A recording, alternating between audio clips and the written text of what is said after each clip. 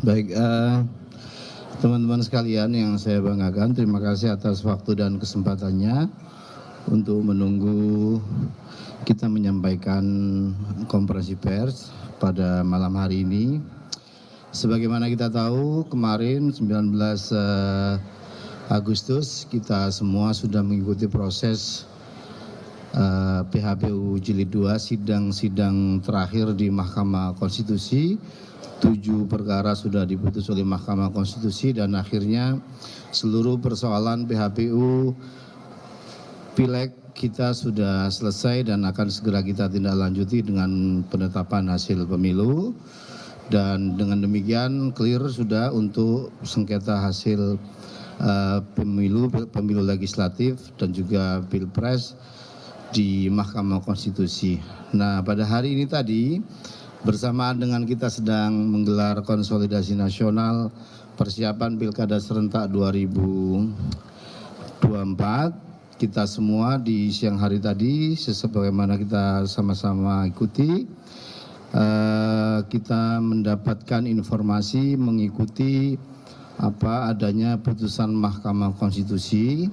Kami akan bacakan saja draft atau rilis kami dari KPU menyikapi putusan Mahkamah Konstitusi yang mau tidak mau karena berkaitan dengan tahapan pencalonan yang sebentar lagi akan kita harus jalani, yaitu di tanggal 27 sampai 29 Agustus merupakan tahapan pendaftaran calon kepala daerah, dan beberapa hari sebelumnya ada putusan Mahkamah Konstitusi untuk kemudian kita cermati bersama.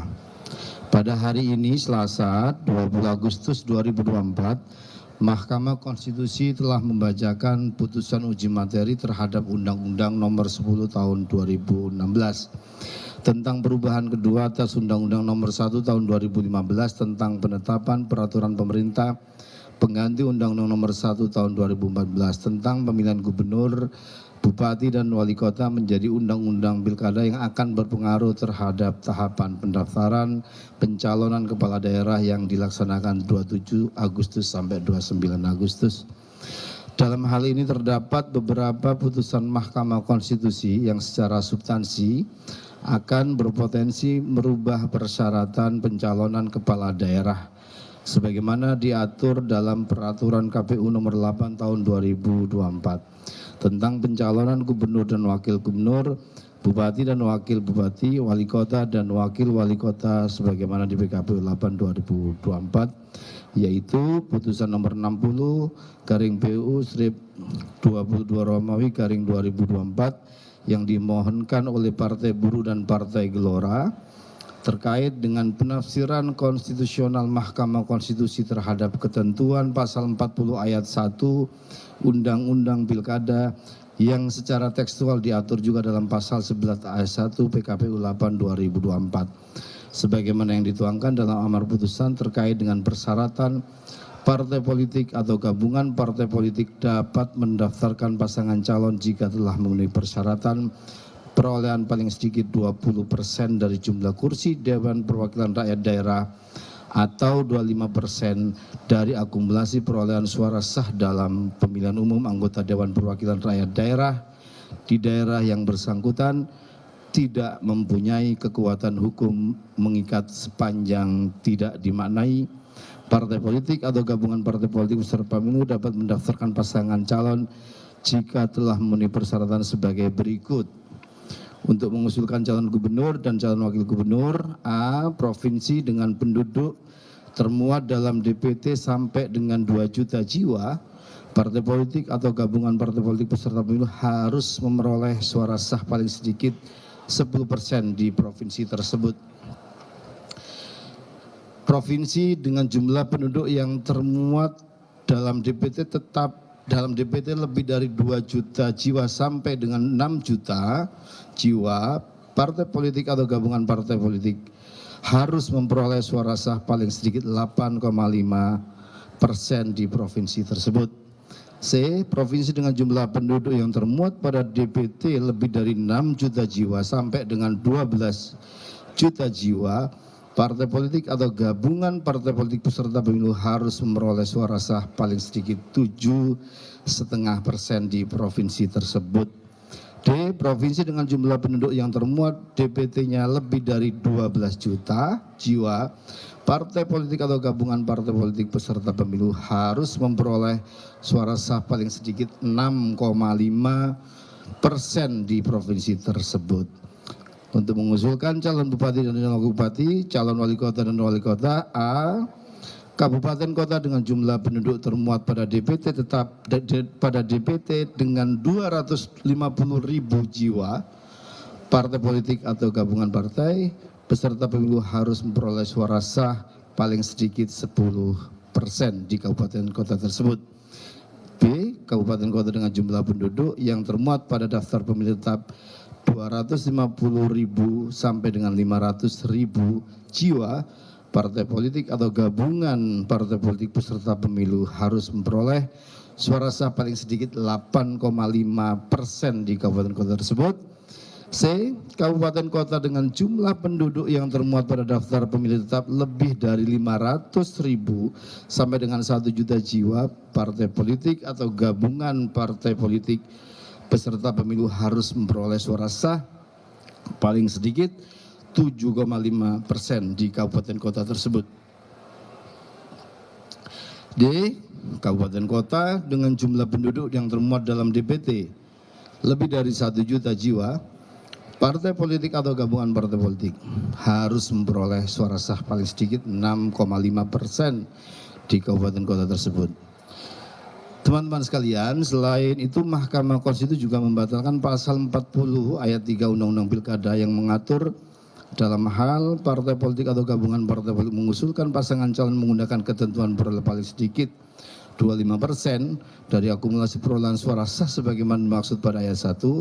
Ketentuan itu hanya berlaku untuk partai politik yang berhak kursi di Dewan Perwakilan Rakyat Daerah yang secara tekstual diatur dalam pasal 11 ayat 3 PKPU 8 2024. Kedua, putusan Mahkamah Konstitusi nomor 70 PUU Strip 22 Romawi garing 2024 terkait dengan persyaratan batas usia calon kepala daerah yang diatur dalam pasal 7 ayat 2 huruf C Undang-Undang Pilkada yang harus dipenuhi dalam proses pencalonan yang bermuara pada penetapan calon sebagaimana yang dituangkan dalam pertimbangan putusan Mahkamah Konstitusi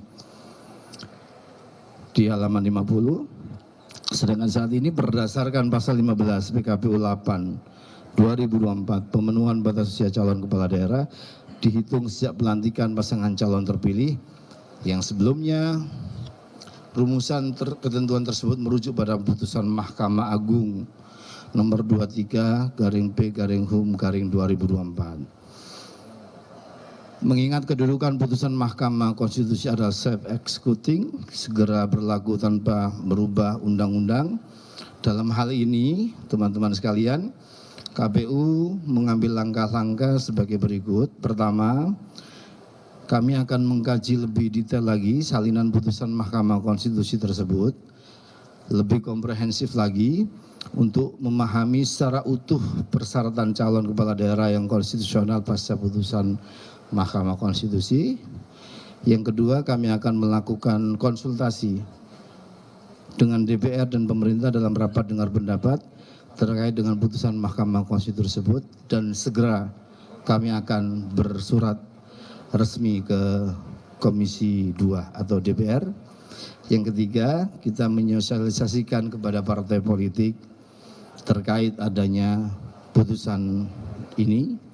Yang keempat, tentu kami akan melakukan langkah-langkah lainnya yang diperlukan dalam rangka menindaklanjuti putusan Mahkamah Konstitusi sebelum tahapan pendaftaran calon kepala daerah dilaksanakan, termasuk melakukan perubahan PKPU 8 2024 sesuai dengan mekanisme pembentukan peraturan perundang-undangan. Ada konsultasi dan seterusnya tadi itu dengan memperhatikan tahapan dan jadwal pemilihan tahun 2024 sebagaimana tertera dalam peraturan KPU nomor 2 tahun 2024. Teman-teman sekalian, Bapak Ibu sekalian, Artinya KPU sebagaimana yang sudah akan melakukan langkah-langkah yang memang sudah seharusnya kita lakukan, konsultasi, membahas dengan para pihak untuk kemudian mengkaji putusan Mahkamah Konstitusi yang memang dibacakan beberapa hari menjelang masa pendaftaran calon kepala daerah akan segera dimulai. Demikian sebagai tindak lanjut atau sikap KPU atas putusan Mahkamah Konstitusi pada hari ini.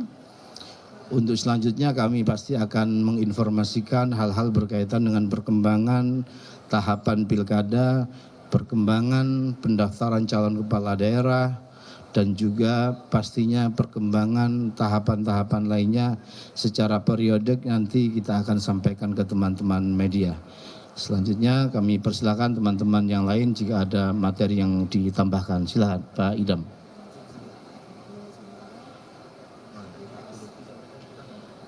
Bapak Ibu sekalian, karena kami juga sedang kegiatan dan belum melakukan arahan dari pimpinan KPU RI sekaligus penutupan kegiatan, kami dari KPU RI menyampaikan terima kasih atas atensi dan kesabaran teman-teman, karena juga sore tadi salinan putusan Mahkamah Konstitusi baru kita terima dan kita baru bisa bertemu pada malam hari ini. Terima kasih atas waktu dan kesempatannya. Assalamualaikum warahmatullahi wabarakatuh.